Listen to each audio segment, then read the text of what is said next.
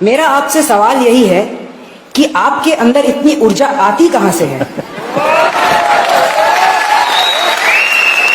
हमें पता है कि आप योगा करते हैं, लेकिन आप हमें यह बताएं कि यह ऊर्जा हम भी अपने लाइफ में यूज करके देश हित के लिए आगे हम यूज करके अपनी देश हित के लिए काम कर सकें आपकी यह ऊर्जा से।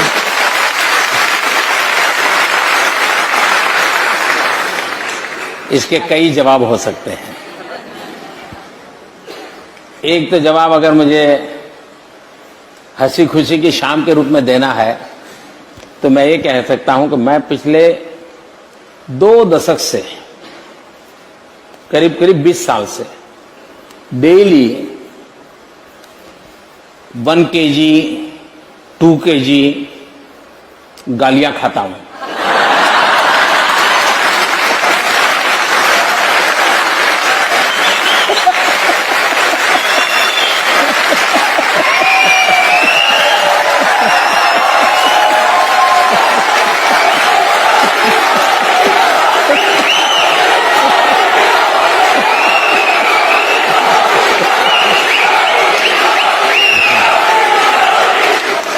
लेकिन सीधी सीधी बात मैं बताता हूं सरल। एक पुरानी शायद घटना आपने सुनी होगी कि कोई तीर्थ स्थान था एक पर्वतमाला पर,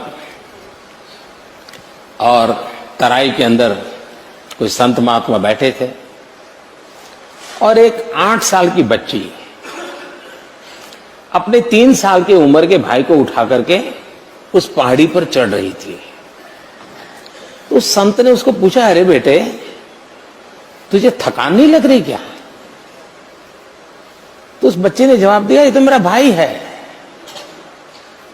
तो संत ने दोबारा पूछा, अरे तुझे, मैं तुम्हारा कौन रिश्तेदार है नहीं पूछ रहा हूं, मैं तुझे पूछ रहा हूं तुझे थकान नहीं लग रही है, इसको उठा के चल रही हो? तो उस बच्चे ने दोबारा जवाब दिया, वो तो मेरा भाई है।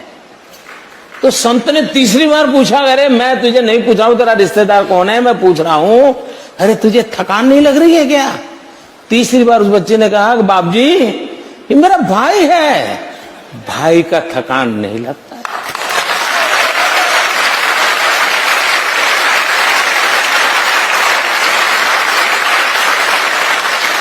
मेरे लिए 125 करोड़ देशवासी ये मेरा परिवार है।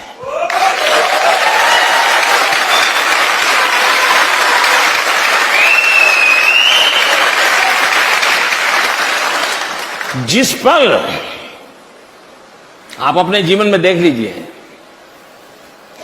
जहां पर आप अपनापन अनुभव करते होंगे, कितने ही थक करके आए होंगे, सोने का मन करता होगा, शरीर साथ नहीं देता होगा, लेकिन टेलीफोन आ जाए कि आपके भतीजे को कुछ हुआ है, अस्पताल है, सारी थकान मिट जाती है।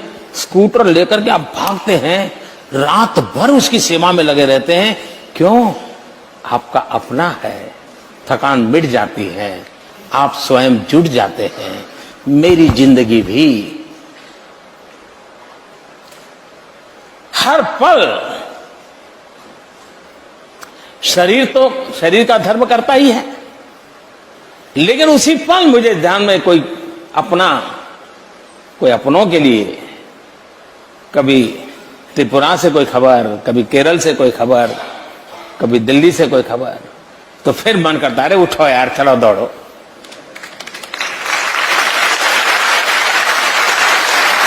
तो सबसे बड़ी बात है मन की अवस्था। दूसरी बात है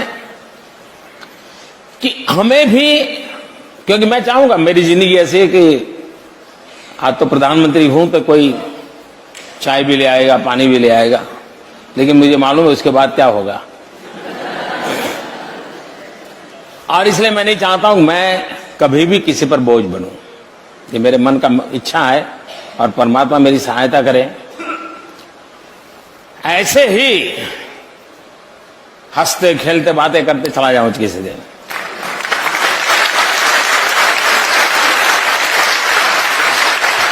जिंदगी में किसी पर बोझ न बनूं, और इसलिए शरीर को जितना फिट रख सकता हूं, शरीर से जितना काम ले सकता हूं, जितने नियमों का पालन कर सकता हूं, जितना भी मैं सीख पाया हूं, उसको मैं जीने का प्रयास करता हूं। और मैं सभी नौजवानों से कहना चाहूंगा कि विरासत में बहुत कुछ मिल सकता है,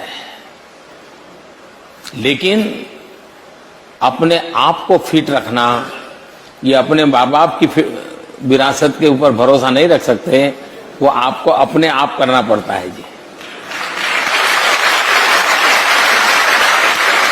वो विरासत में आपको ऊंचाई दे सकते हैं, विरासत में चमड़ी का कलर दे सकते हैं, विरासत में बढ़िया आंखें दे सकते हैं, नाक नक्शे दे सकते हैं, लेकिन भीतर की तबीयत तो आपको संभालनी ही होती है।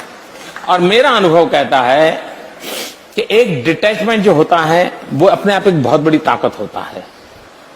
और दूसरा, नियमों से जिंदगी जीने से आप जिस काम के लिए निकले हो उस काम के लिए अपने आप को योग्य बना सकते हो। हमने जहां है वहां किसी पर बोझ नहीं बनना चाहिए। हो सके उतना हमने जीवन ऐसा जीना चाहिए कि कभी किसी पर बोझ न बने।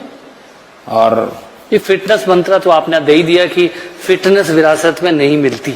हाँ ये तो आपने यूज खुद ही करनी पड़ती है।